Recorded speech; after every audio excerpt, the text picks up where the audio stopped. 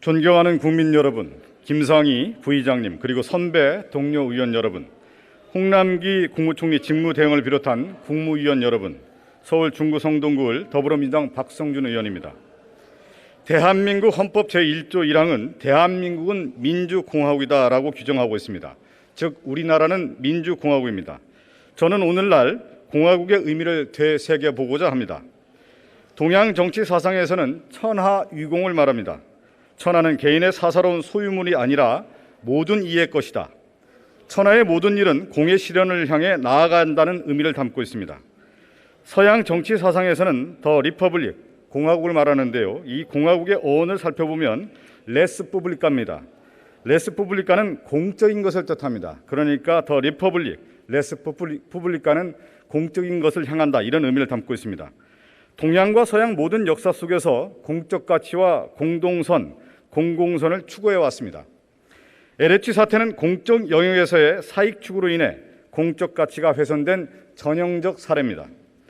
공익 정보를 악용해 사익을 추구하는 것은 단순한 일탈의 수준이 아닌 국가 운영의 기본 원칙을 무너뜨리는 행위입니다. 다시 한번 말하면 공화국은 말 그대로 더불어 함께 조화를 이루는 국가를 말하는데, 이 공화국을 이루기 위해 사익이 아닌 공익을 추구해야 합니다. 결국 공익 추구의 공 앞에 사익 추구인 투기가 붙은 형용 모순적 상황, 바로 투기 공화국의 오명을 씻어내야 합니다. 공공선, 공동선, 공익가치 추구라는 국가 운영의 기본 원칙을 되살려 공화국의 본래적 의미로 돌아가야 합니다. 공화국의 회복은 우리가 함께 살아갈 수 있는가, 또 미래 세대에게 어떤 미래를 물려줄 것인가에 대한 지향점이자 답변이 될 수 있을 것입니다. 홍남기 국무총리 직무대행 나와 주시기 바랍니다.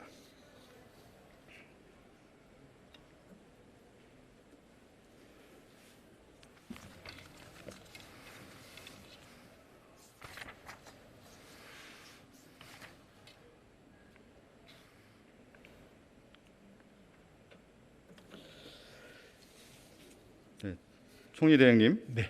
제가 그 공화국 얘기를 했는데요. 네. 레스푸블리카 그리고 천하위공.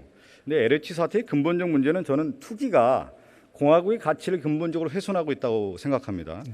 홍남기 총리 대행께서 어떤 생각을 갖고 있는지 좀 여쭙고 싶습니다. 앞부분에 저 의원님께서 말씀하신 걸 쭉 잘 경청을 했는데요. 네. 저는 의견을 전적으로 같이 합니다. 그래서 따라서 이 투기 근절을 위해서 가장 근본적인 LH에 대한 조직의 혁신이 무엇보다 중요하다. 네. 그것이 이 투기 공황을 잡는 바로미터 잣대가 될 것이다, 이렇게 생각하고 있는데요. 지금 상당한 시점이 흘렀는데 지금 그 투기 근절을 위한 부분에 대해서 어느 정도 왔다고 좀 보시는지요? 예, 의원님 아까도 말씀드렸습니다만은 이번 LH 사태를 계기로 해서 부동산 투기를 재발을 방지하는 대책은 이미 정부가 3월 30일 날 굉장히 아주 포괄적이고 광범위하게 마련해서 발표해서 시행을 해오고 있고요. 이제 LH 자체에 대해서는 지금 소위 LH 환골 탈퇴 방안을 만들고 있습니다.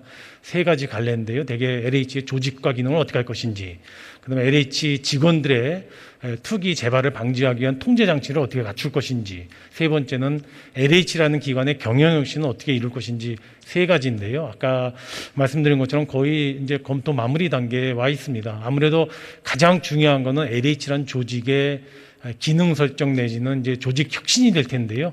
거기에 대해서 마무리 검토가 되면 저는 다음 달에 발표해 드릴 수 있을 거로 생각이 됩니다. 네, 좀 속도 내도록 하겠습니다. LH 문제의 근본적 원인은 이제 기능 독점에 있었다. 네. 당시 2009년도에 이명박 정부 당시 이 토지공사와 주택공사가 통합이 되면서 이번 사태가 예견된 것이 아니냐라는 분석도 지금 나오고 있는데, 그것은 바로 모든 조직은 견제와 균형의 원리가 있어야 되는 건데 LH 자체가 기능 독점이 되다 보니까 이런 문제가 예견된 것이 아니냐. 네. 그리고 이제 조직이 너무 비대화된 것 같습니다. 한 10,000명 정도 되다 보니까 실제 이 조직을 컨트롤할 수 있는 조직이 어떤 유지가 되기 위해서는 감찰 기능도 있어야 되고 실질적으로 서로 조직 간의 어떤 균형이 있어야 되는데 이런 기능들이 제대로 활용되지 못하고 있는 것이 아니냐라고 하는 분석들이 계속 나오고 있기 때문에 전반적인 어떤 검토를 통해서 LH가 환골 탈퇴, 그 다음에 조직 혁신을 좀 바꿔주기 바라겠습니다. 예, 그렇게 하겠습니다.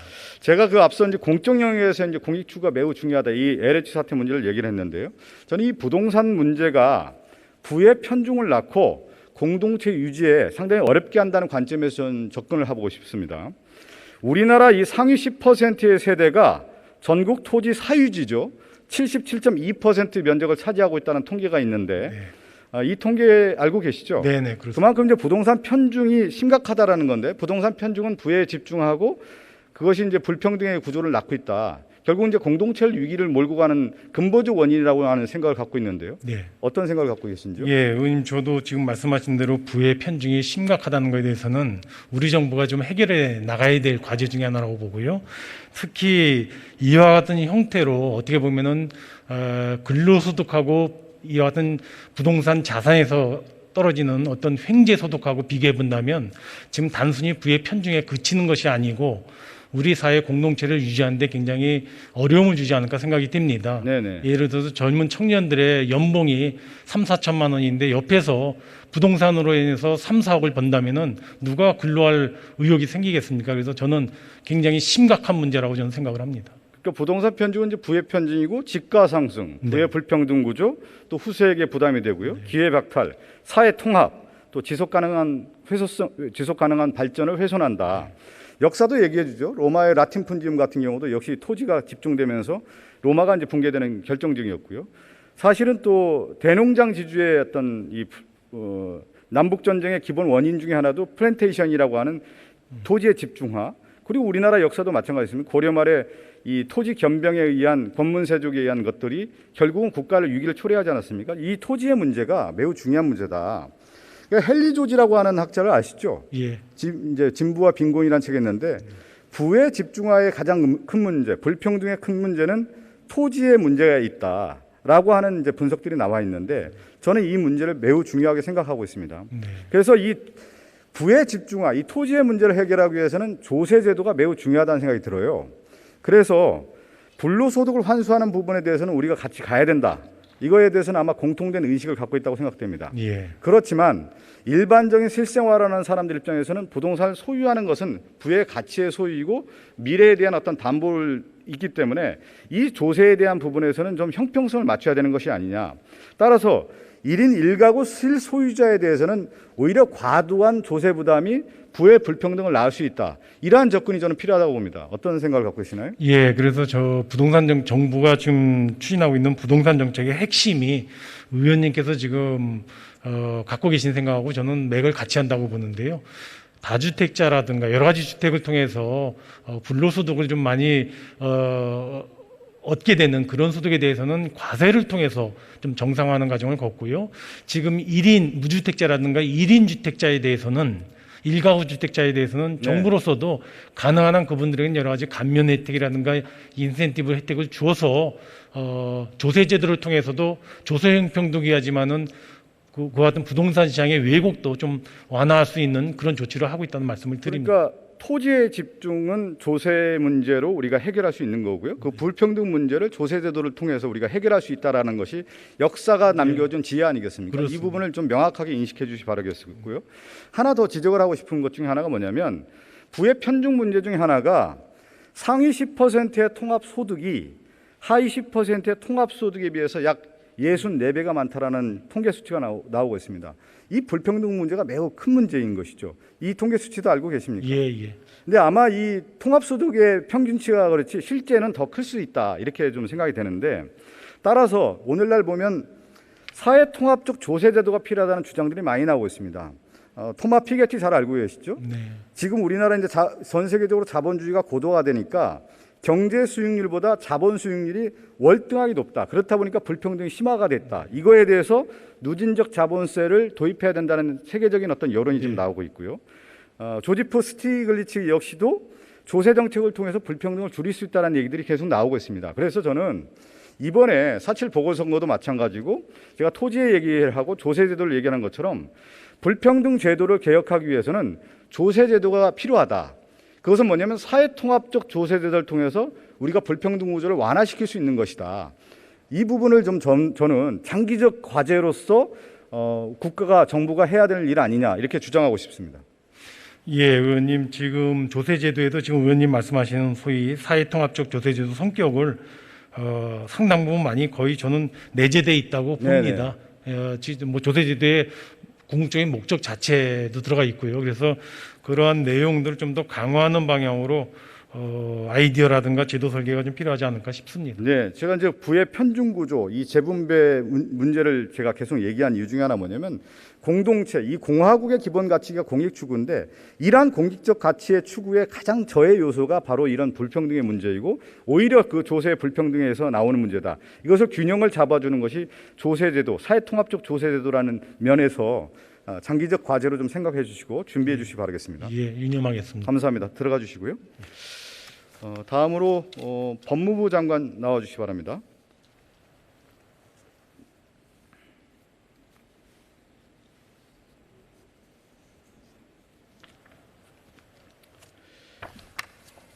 박범계 장관님, 네, 민주공화국을 지탱하는 것은 이제 법치주의죠. 그렇습니다. 이제 검찰 개혁의 본질은 바로 저는 법의 지배, 이 법치주의를 실현하는 데 있다고 봅니다. 권력기관이 자기 조직이 아닌 국민과 공익에 헌신하는 본래적 사명을 수행해야 된다고 보는데요. 검찰청법 제4조 1항을 보면 검사는 공익의 대표자로 명시되어 있습니다. 그런데 윤석열 전 검찰총장 같은 경우는 조직에 충성한다라는 말을 하면서 화제가 되지 않았습니까? 사실은 검찰 조직이라고 하는 것은 공정한 검찰, 국민의 검찰이 돼야 되는데 자기 조직을 위한 검찰이 됐다. 이거에 대한 주장을 한 말을 볼 때 조직의 이익을 대변하는 것이 아니냐 이렇게 생각할 수도 있는 것입니다. 공익의 대표자가 아니라 조직을 대표하는 자가 있어서는 안 된다는 생각이 드는데 여기에 대한 입장을 좀 얘기를 해 주시기 바랍니다. 일반론적인 답을 좀 드릴 수밖에 네네. 없다는 점을 좀 우리 박성중 의원께서 이해해 주셨으면 좋겠는데요. 검찰청법상 검사들이 공익의 대표자로 되어 있고 기본적으로 수사 업무에 종사하도록 되어 있지만 개별법상으로는 국가 사무의 상당 부분을 개별적으로 위임받아서 수행하는 업무들이 꽤 많습니다. 그런 측면에서 공익의 대표자라는 그런 정의는 저는 타당하다고 보고요. 그렇다면 반성적인 차원 또 회고적인 측면에서 검찰이라는 국가의 기관 조직이 전체의 국가 행정 체계 속에서 오로지 국가와 국민들을 위해서 기능했느냐라는 그런 물음을 던질 수 있을 것 같습니다. 그런 측면에서는 공도 있고 또 국민의 일각에 지탄을 받아온 것도 현실입니다. 그런 측면에서 검찰 조직이 아까 제가 어떤 의원님 질문에 답변 드렸듯이 적어도 조직 문화가 개선된다는 것, 즉 국가와 국민을 위한 검찰로 거듭난다면 검사들이 공익의 대표자로서 충분히 기능하고 평가받을 그러한 지점도 있을 것이다 이런 말씀을 좀 드리겠습니다. 장관께서는 이제 국회의원 시절에 검찰 개혁에 대한 의정 활동 활발히 펼친 것으로 알고 있는데요. 국회의원으로 있을 때 검찰 개혁을 주장했던 모습과 법무부 장관의 실제 검찰 개혁을 하는 입장에서 볼 때 어떤 큰 차이가 있다고 보십니까? 의원님 아시다시피 국회의원은 헌법상 네. 개별적인 그런 독립적인 그런 기관입니다. 물론 정당의 당론이라는 게 있고요. 상당 부분 기속되는 면이 없잖아 있긴 합니다만 조금 자유로운 것이 틀림없는 사실입니다. 한 나라의 행정부에 속해 있는 법무부의 장으로서 법무부를 구성하는 구성원들 또 검찰의 구성원들을 설득 혹은 이해를 시키는 과정 속에 의원으로서 가져왔던 여러 가지 철학들을 실질적으로 구현하는 것이 상당히 어려움이 있으나 조금은 다른 듯 합니다. 그런 측면에서 구성원들의 어떤 이해를 구하는 차원 그 부분이 매우 중요하게 다가오고 있습니다. 네. 근데 그 검찰의 요즘의 모습을 보면 이 언론 플레이를 하면서요. 개혁에 대해서 조직적 저항을 하는 모습들이 눈에 띄게 나오고 있는 것이 아니냐라는 생각이 좀 듭니다. 저도 이제 법사위 활동을 하면서 그러한 모습을 좀 읽게 되는데 이 법무부 수장으로서요. 이 검찰의 조직적 저항이라고 할까요? 그 피부로 느끼고 있는지요? 그 부분에 대해서 좀 말씀해 줄 수 있겠습니까? 요즘은 좀 나아지지 않았습니까? 네. 전체적으로 볼 때 지금 의원님 지적하시는 조직적 저항이라는 그런 것은 제가 느끼기로는 지금으로부터 뭐 한 달여 전과 지금은 조금 상이한 것 같고요. 그렇다고 해서 말씀하시는 것처럼 국민들이 원하는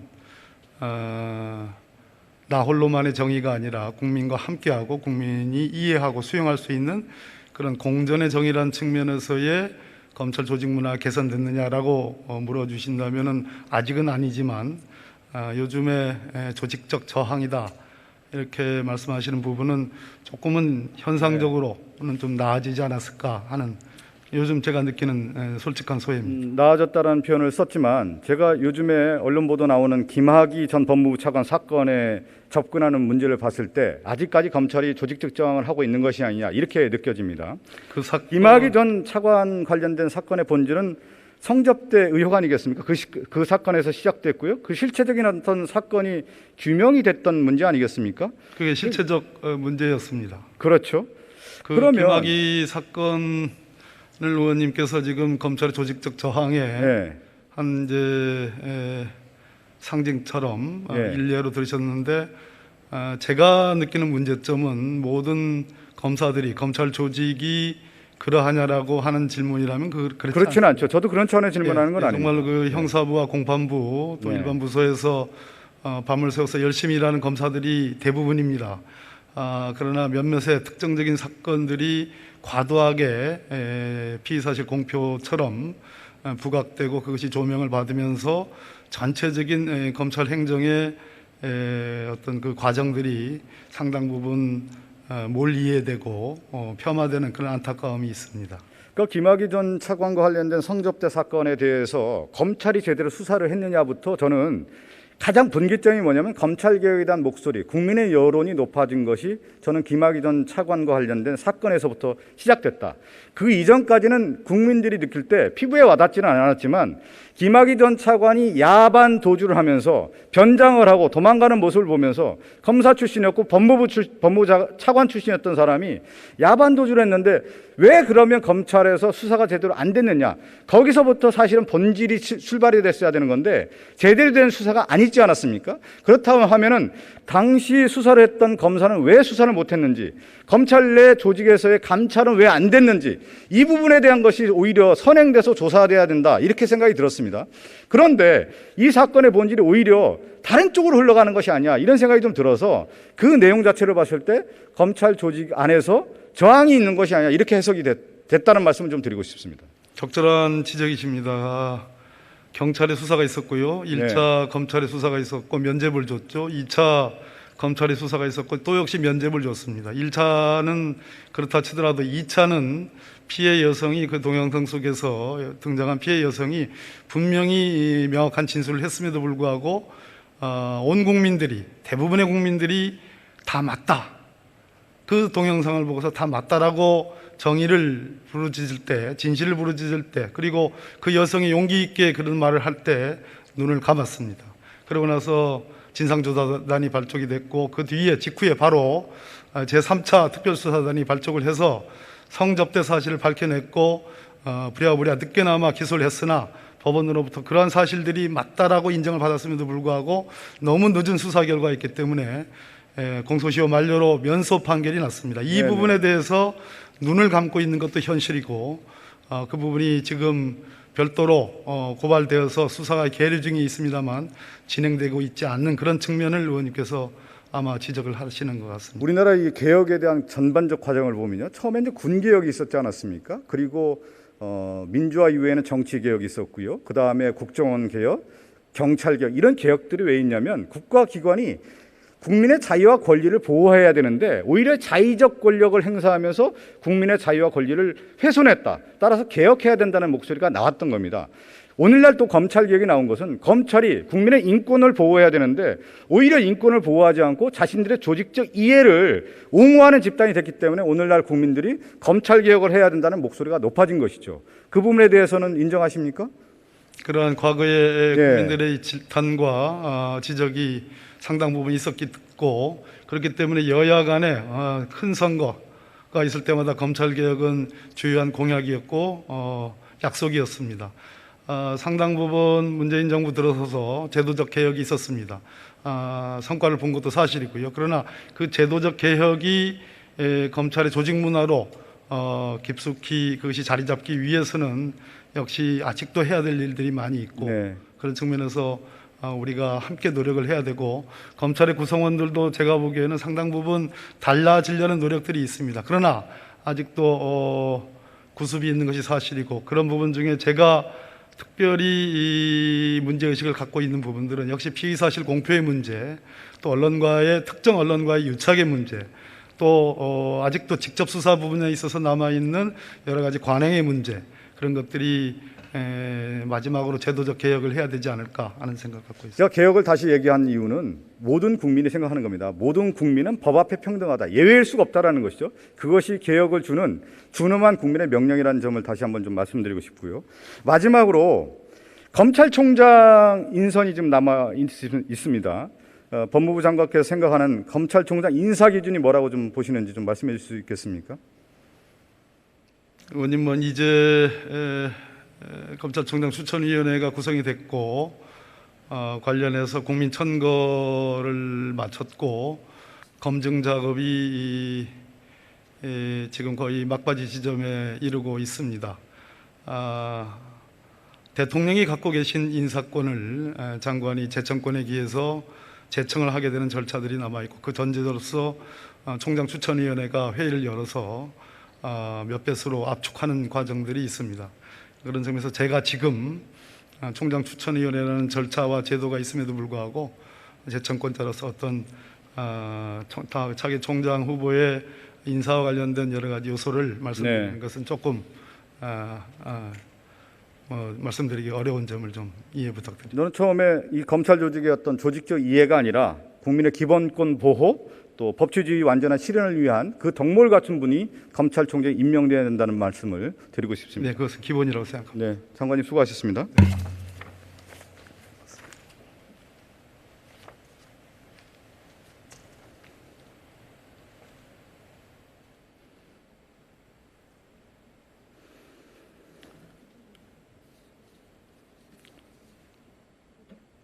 네, 저는 오늘 이 공화국의 의미를 되새겨 보면서요, 이 공적 가치, 공익이 무엇인지 좀 말씀을 드렸고요. 또 앞으로 이 부동산 문제를 바라볼 때 사회 통합적 조세 제도의 중요성을 얘기를 했습니다. 그리고 권력기관이 공익을 추구하기 위해서 근본적 개혁이 필요하다는 점을 강조했습니다. 이것은 바로 우리 공동체의 지속 가능성을 위해 나아갈 길이라는 말씀을 드리겠습니다. 감사합니다.